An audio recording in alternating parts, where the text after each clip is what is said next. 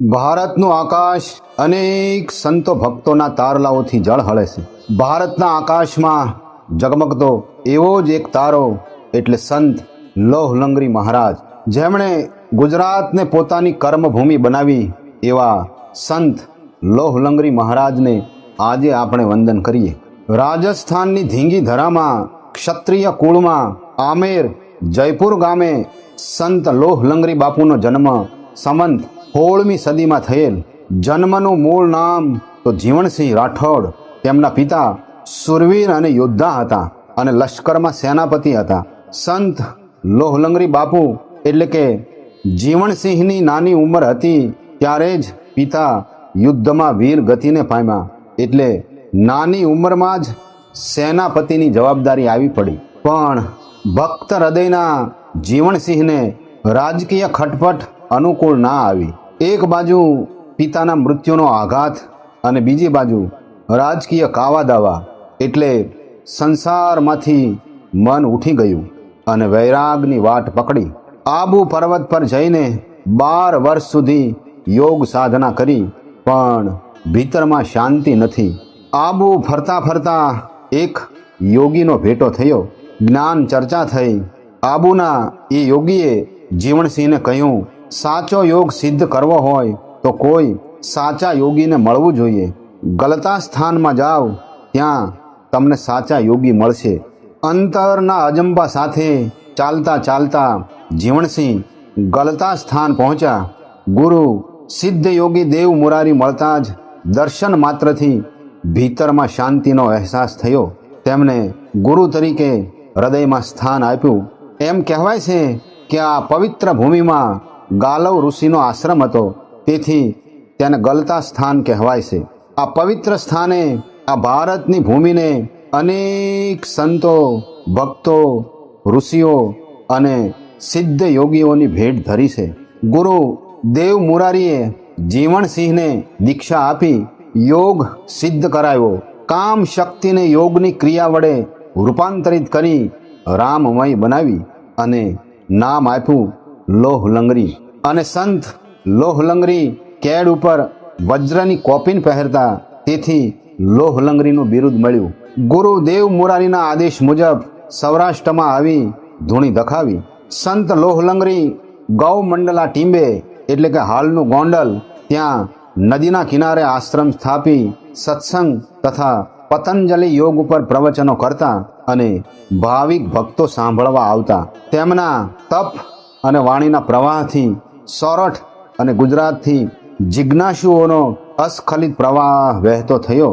સૌરાષ્ટ્રના સંત મૂળદાસ અને સત દેવીદાસ પણ સંત લોહલંગરી બાપુના જ શિષ્યો હતા. સૌરાષ્ટ્રના સંત દાસારામ પણ સંત લોહલંગરી બાપુના શિષ્ય હતા. સંત દાસારામ અને સંત લોહલંગરી બાપુ વચ્ચે શિષ્ય અને ગુરુ વચ્ચેનો સંવાદ આજે પણ આપણને ભગવાન પતંજલિના દર્શન કરાવે છે. સંત દાસારામ પૂછે છે, હે ગુરુજી, કાયાના પ્રકાર કેટલા? કાયાની પાર કેવી રીતે જવું? સંત લોહલંગરી બાપુ જવાબ આપે છે, કાયાના મુખ્ય 5 પ્રકાર છે: અન્નમય, મનોમય, પ્રાણમય, વિજ્ઞાનમય અને આનંદમય.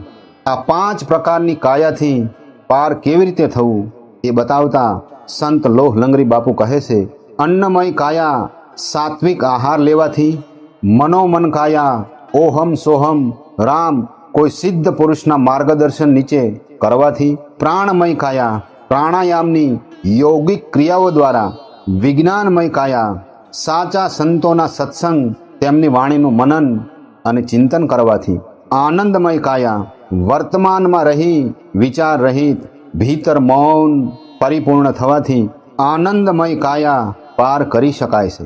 સંત દાસારામ પૂછે છે, હે ગુરુજી, પ્રાણ, જીવ, જીવાત્મા, આત્મા અને પરમાત્મા કોને કહેવાય છે? સંત લોહલંગરી બાપુ જવાબ આપે છે, એક જ ચૈતન્યને યોગીઓએ અલગ અલગ નામ આપ્યા છે.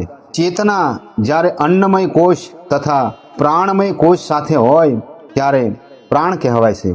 મનોમન સાથે હોય ત્યારે જીવ કહેવાય છે.